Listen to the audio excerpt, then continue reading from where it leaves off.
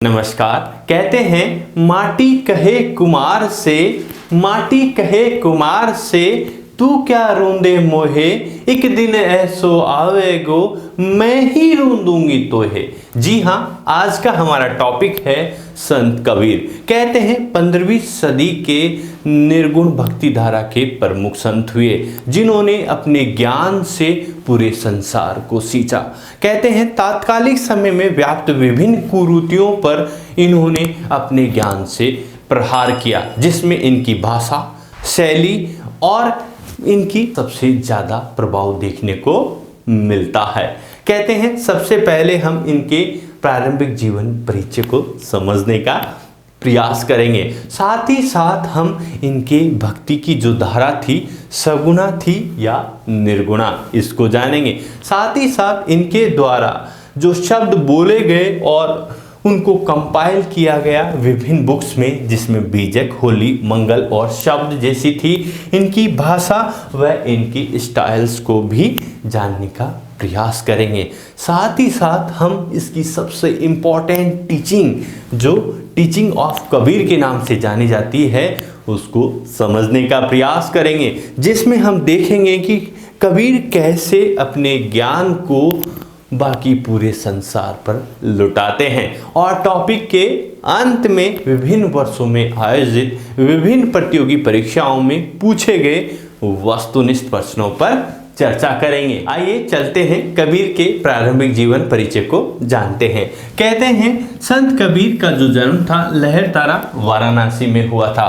कहते हैं इनका जो नाम जो कबीर है ये एक अरेबिक भाषा से लिए हुए शब्द से है, जिसका अर्थ निकल कर आता है ग्रेट या महान।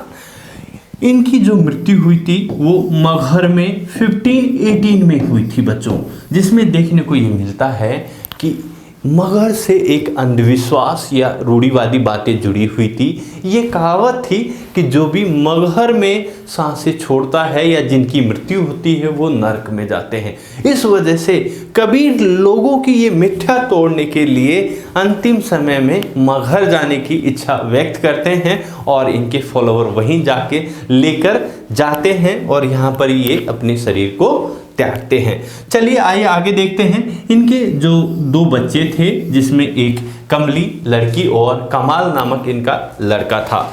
कहते हैं ये जो दिल्ली के जो शासक थे अलेक्जेंडर लोदी, इसके समकालीन प्रमुख संत रहे थे। सो आइए चलते हैं हम वाराणसी। जैसे देखेंगे यूपी के ये वाले बेल्ट के अंदर आपको यहाँ पर वाराणसी दिखाई देगा, यहाँ पर ही इनका जन्म हुआ था। कहते हैं बच्चों कि जो भक्ति की धारा होती है दो भागों में हमको देखने को मिलती है, एक तो सगुणा और एक निर्गुणा।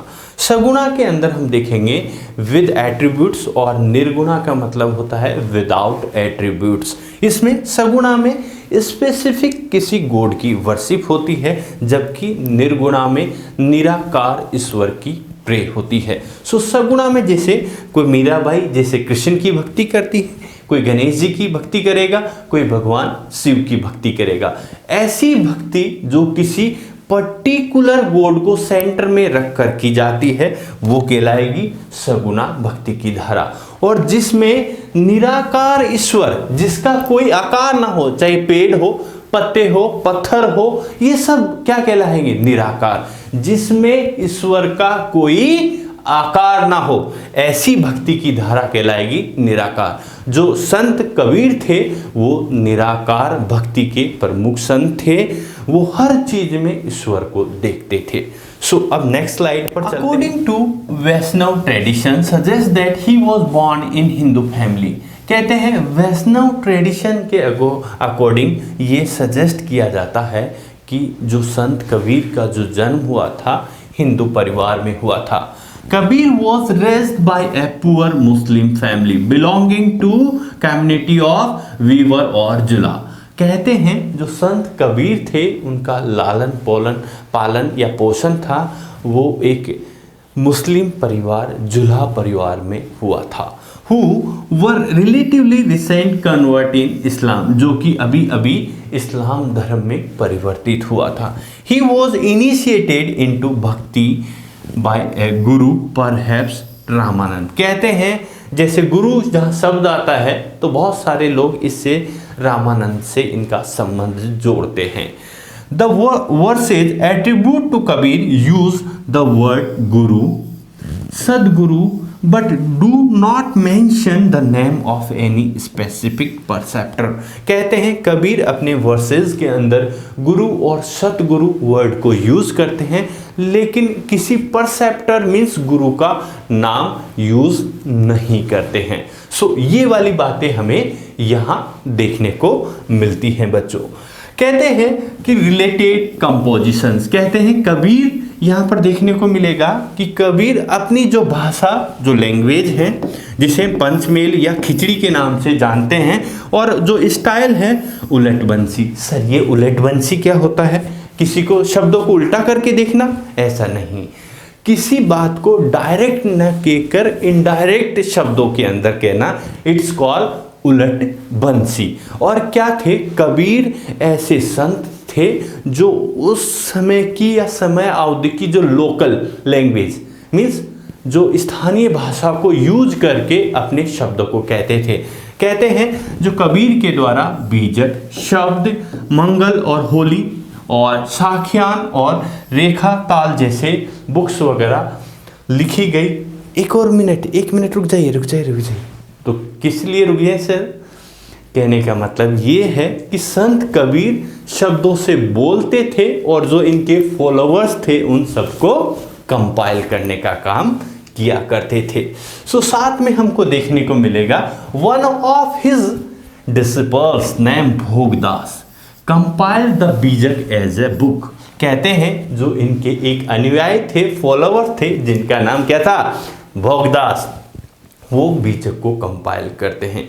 कबीर के बारे में बहुत सारे जो विद्वान हैं अलग अलग शब्दों से उन्हें नवाजते हैं। उनमें से मैकॉलिफ जैसे जो प्रमुख विद्वान हैं, इन्हें क्या नाम देते हैं? Fearless explorer means path finder के नाम से या शब्द से इन्हें नवाजते हैं। किनको? संत कबीर को। ये सारी बातें हमें यहाँ पर देखने को मिलती हैं बच्चों। कहते हैं टीचिंग ऑफ द कबीर के अंदर हम जब देखते हैं तो क्या मिलता है? ही एम्फेसाइज ऑन भक्ति। जो संत कबीर थे जो भक्ति पर सबसे ज्यादा जोर देते थे। ही सेड दैट थ्रू भक्ति और devotions one would come nearer to the God। कहते हैं भक्ति के द्वारा या डिवोशन मीन्स समर्पण के द्वारा हम ईश्वर की प्राप्ति कर सकते हैं। One could be released from the cycle of birth and death only by the sincerely love and devotion to God। कहते हैं कि हमें इस पूरे जीवन चक्र, कौन सा वाला जीवन चक्र सर? जन्म और मृत्यु के इस साइकिल से अगर निकलना है तो हमें क्या करना होगा? Love and devotion to God. हमें ईश्वर को प्यार करना होगा मीन्स प्रे करना होगा और उसकी भक्ति करनी होगी, तभी जाकर हम इस भव संसार से तर सकते हैं या इस साइकिल से बच सकते हैं। He sincerely tried to emphasize the unity of Islam and Hinduism by preaching those virtues which were common to the both religions। कहते हैं संत कबीर के द्वारा हिंदू और मुस्लिम धर्मों में यूनिटी लाने के लिए बहुत सारे उपदेश और इनको एकजुट करने के बहुत सारे प्रयास किए। साथ ही साथ ये ऐसे तात्कालिक संत हुए जो हिंदू हो या मुस्लिम, दोनों धर्मों के अंदर व्याप्त कुरीतियों पर प्रहार करते हैं। मुस्लिम धर्म के लिए कहते हैं अजान देने के बारे में भी कहीं कुछ लिखते हैं। कहते हैं कि क्या चिल्लाने से ईश्वर की प्राप्ति होती है? अरे ईश्वर तो उतना महान है, जो सत्य के लिए अल्लाह भी वर्ड यूज कर रहे हैं कि वो तो अल्लाह तो इतना महान है, हाथी चलता है उसकी भी आवाज़ सुनता है और चींटी चलती है उसकी भी सुनता है। तो कहते हैं सृष्टि के निर्माता को ही हम पागल बना रहे हैं, क्या ये ठीक है? वैसे ही हिंदू धर्म के बारे में कह रहा है कि कहते हैं कि अरे ये पत्थरों को पूजने से ईश्वर की प्राप्ति नहीं होगी, आप सच्चे मन से ईश्वर की प्रे कीजिए, आपको वैसे ही ईश्वर की प्राप्ति हो जाएगी। सो ये सारी बातों के साथ साथ वो इन दोनों धर्मों के यूनिटी की भी बात करते हैं। सो नेक्स्ट स्लाइड पर चल के देखते हैं। He made no distinctions between Hindu and Muslim. To Kabir Allah and Rama were but the different name of the same supreme beings. To him Hindu and Muslims were pot of the same clay. कहते हैं कि ये जो नाम है ये अलग अलग हैं, लेकिन जो हिंदू और मुस्लिम वैसे ही हैं जैसे एक ही मिट्टी के दो बर्तन हो। क्या कहते हैं? हिंदू और मुस्लिम वैसे ही हैं, port of the same clay. कहते हैं एक ही मिट्टी से बनाए हुए दो बर्तन हो। According to Kabir salvation could be attained by doing good deeds. किसके द्वारा? गुड डीड्स और by means of the bhakti और sincerely devotion to the God. कहते हैं हमें साल्वेशन हो, बौद्ध धर्म में एनलाइटमेंट ऑफ सोल हो, जैन धर्म में मतलब परम ज्ञान की प्राप्ति हो, यहाँ भी वही साल्वेशन की बातें हो रही है। अगर आपको मुक्ति चाहिए तो मुक्ति के लिए क्या करना पड़ेगा? भक्ति करनी पड़ेगी। भक्ति कैसे होगी वो भी बताते हैं। कहते हैं अगर आप आत्मा से परमात्मा का मिलन चाहते हो तो उसके लिए अच्छे कर्म करने पड़ेंगे, डीड्स, और बाय मीन्स ऑफ भक्ति और सिंसियरली डिवोशन टू गॉड। उसके लिए आप सिंसियरली ईश्वर की प्रे और प्रार्थना करनी होगी। सो नेक्स्ट स्लाइड के अंदर देखते हैं। These hints at the different difficulties of the captures the nature of the ultimate reality. जो वास्तविक सत्य है उससे अवगत कराते हैं। कौन? संत कबीर। कहते हैं हम पहले ही स्टार्टिंग में पढ़ चुके हैं कि संत कबीर अपनी बात को सीधी तरीके से नहीं कहते हैं, वो उल्टी तरीके से बोलते हैं। इस वजह से उनकी जो लैंग्वेज भाषा भी देखने को मिलती है, उलट बंसी वाली स्टाइल भी हमको यहाँ पर देखने को मिलती है। The lotus which blooms without flower, fire raging in the oceans जैसे शब्दों से वो रहस्यमयी बातों को समझाने का प्रयास करते हैं। इन सभी बातों से हमें कबीर की जो टीचिंग है उसकी गहराई का अनुमान लगाना चाहिए। सो नेक्स्ट स्लाइड पर चलकर देखते हैं। According to Kabir verses compiled in the 3 distinct tradition, जिसमें हम कबीर बीजक को देखेंगे, आदि ग्रंथ साहिब को देखेंगे और कबीर ग्रंथावली को देखने को मिलेगा। साथ ही साथ हमको नेक्स्ट स्लाइड के अंदर देखेंगे कबीर जो पोएम्स वगैरह थी उनकी लैंग्वेज देखेंगे, जो स्थानीय भाषा के अंदर वो सारे विचारों को व्यक्त कर रहे हैं। साथ ही साथ जो डायलेक्ट भाषा को भी वो यूज कर रहे हैं। अब यहाँ पर लैंग्वेज पर हम डिस्कस करते हैं। आइए चलते हैं इनकी जो भाषा वगैरह के बारे में। These are composed in the specific language of nirguna poet the Sant Bhasha, other known as a उलट भाषी upside down saying are written in a form in which everyday meanings are inverted। कहते हैं उलट बंसी क्या अप एंड डाउन saying, क्या up and down कर रहे हैं? नहीं, जो जीवन के सार को ये समझा रहे हैं, जिसके बारे में देखिए, ऐसी वाणी बोलिए, ऐसी वाणी बोलिए, मन का आपा खोए, औरन को शीतल करे, आपहु शीतल होए कबीरा, आपहु शीतल होए। कबीर अपनी बातों पर जोर देते कह रहे हैं कि हमें ऐसे शब्दों का प्रयोग करना चाहिए जो अपनी वाणी पर क्या है, आपा न खोएं, और औरन को ऐसे करें कि औरन को भी शीतल करें और हम भी शीतल होएं। मतलब अच्छे विचारों को जो आप संबोधन वर्ड या किसी के लिए अच्छी सोच रखोगे तो आपको भी सामने वाले से वैसी ही सोच और वैसे ही शब्दों से आपको भी नवाजा जाएगा। इसमें इनका वही निकल कर शब्दों का अर्थ आता है, आपके डीड मीन्स कर्म, जैसा करोगे वैसा भरोगे। सो नेक्स्ट स्लाइड पर चलते हैं, देखते हैं dialects. Kabir being illiterate expressed his poems orally in the vernacular Hindi. Borrowing from the various dialects including Awadhi, bridge and Bhojpuri. मैं पहले ही स्टार्टिंग में बता चुका हूँ, कबीर क्या करते हैं कि अपने शब्दों को अलग अलग भाषा में बोलते हैं और साथ ही साथ जो इनके जो अनुयायी हैं, फॉलोअर्स हैं, उनको कंपाइल करते हैं, जिसमें ये जो भाषा मीन्स बोलियां हैं, अवधी हो, ब्रिज हो, भोजपुरी हो, इनको अपने बोलने में यूज़ कर रहे हैं और इनके अनुयायी उन सबको कंपाइल करने का काम कर रहे हैं, ऐसा बताया जाता है।